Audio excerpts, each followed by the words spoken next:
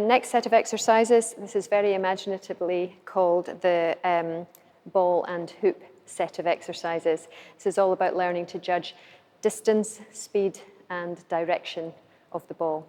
So I could do this on my own if I had a smaller class and I had enough hula hoops and enough starter lines or marker cones and enough sponge balls. We could do this as an individual exercise. We're actually going to do it as a paired exercise.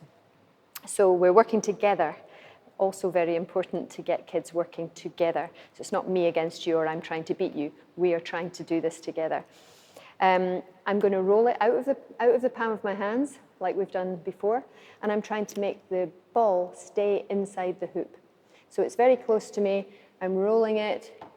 I need it to stay inside the hoop. If it stays inside the hoop, I can turn it over. I increase the distance, and I give the ball to my partner. My partner can roll. If she gets it in the hoop, she can turn it over. You can turn this very easily into a competition, a paired competition. So you give them 30 seconds. Who can get the hoop the furthest up the hole?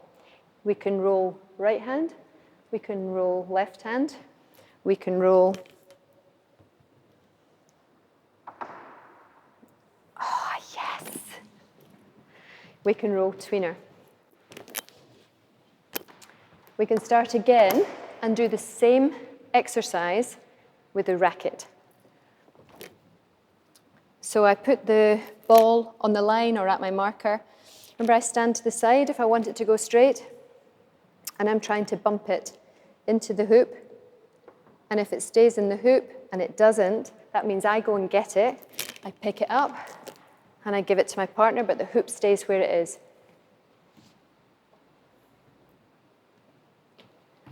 It's that racket, it's so powerful. Of course, we can do forehand. We can do backhand. And we could do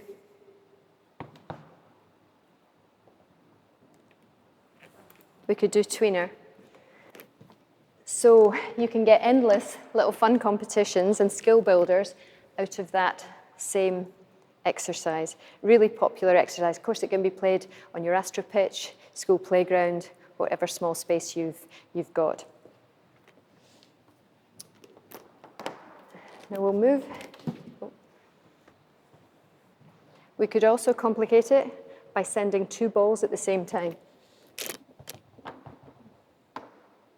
Oh, yes. And I got them both in, so I would turn them over. And then my partner can go. Partner. What is that? Okay, so we're going to move that on. So using exactly the same pieces of equipment, we're going to do a bouncing ball this time. So with this exercise, we're setting up in exactly the same way, and my partner is going to throw in the rainbow shape for it to bounce in the hoop. I'm going to catch it with two hands, and I'm going to send it back to bounce in front of the pink line or the marker cone. So starting to build a rally with our hands, and we have very clear target areas. Kids immediately become more accurate more quickly if you work with target areas. We managed to get it in, both of us, so we turn the hoop over. We increase the distance so the hand goes longer to the target.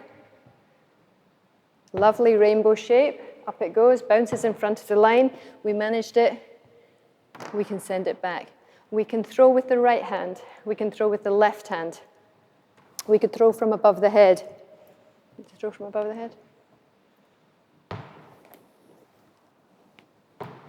So lots of different things, but the key for me here is you start with the simple target, you make it, you increase the distance.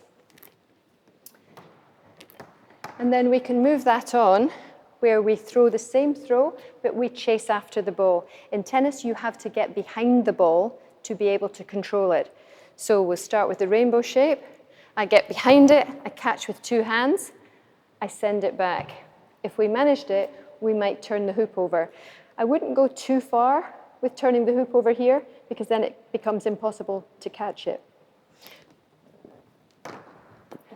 My turn to throw.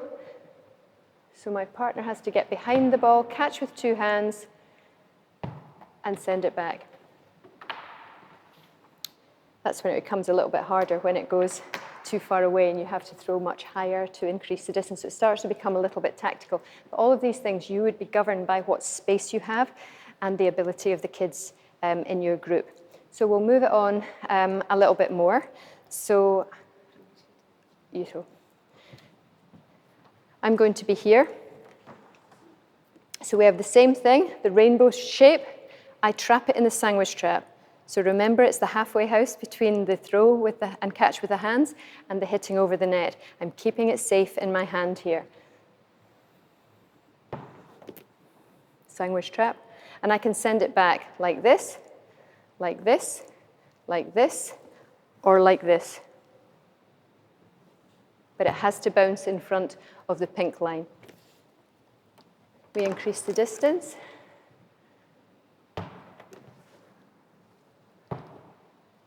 And I would increase the distance again. So you've got a lot of different options there. And again, the throw from here can be with right hand, or with left hand, or above the head.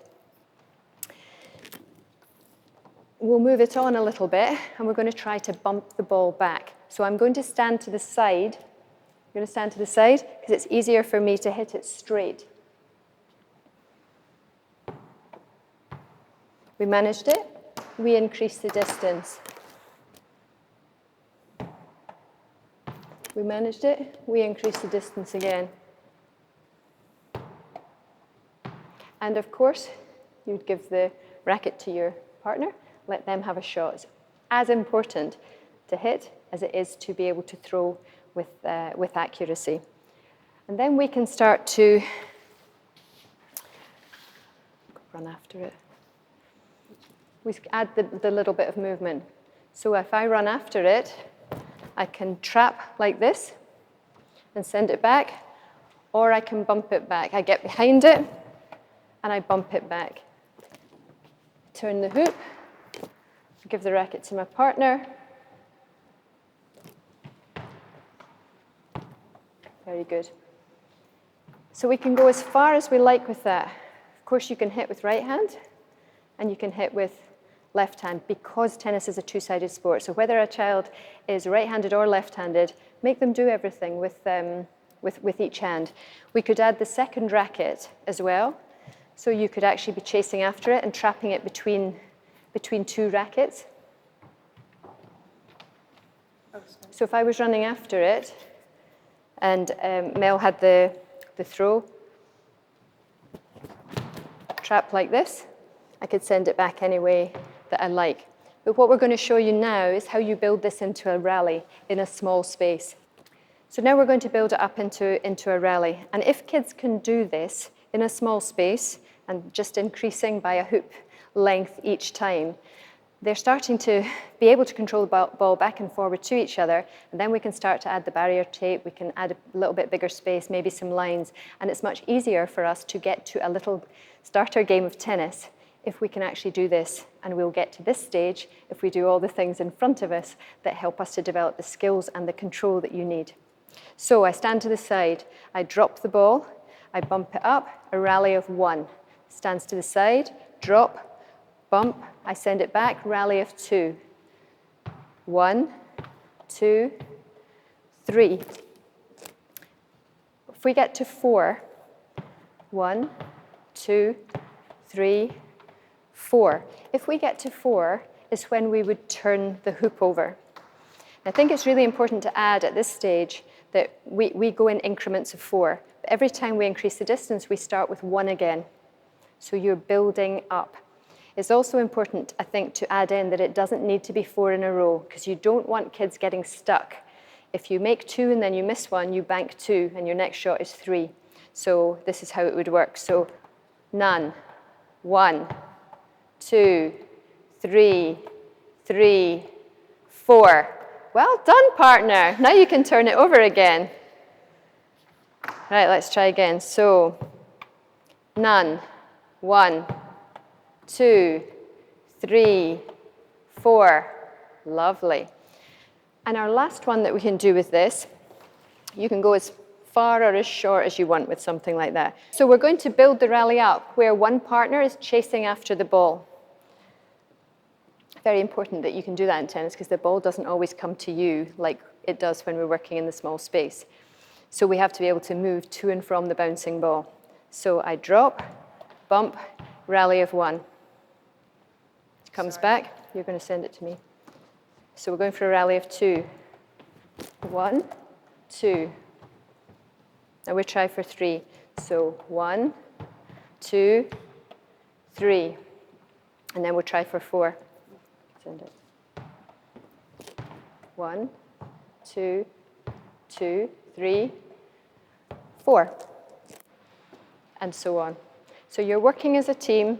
You do it relatively statically. You start to build the rally up, and then you add in a little bit of movement because we always have to be able to move to and from the ball. If we can't do that, tennis is going to be really difficult for us. But going through these sequences, it becomes a lot more doable, and you're close to your partner, which is a whole lot more fun.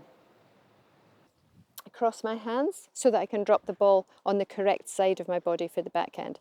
And we're going to go with the same thing. So I'm going to go bump, trap. She's going to go bump, I'm going to trap. We're just going to go in single. This will be the first thing we do because we haven't done any backhands. And I'm going to trap, cross, trap, cross. Okay?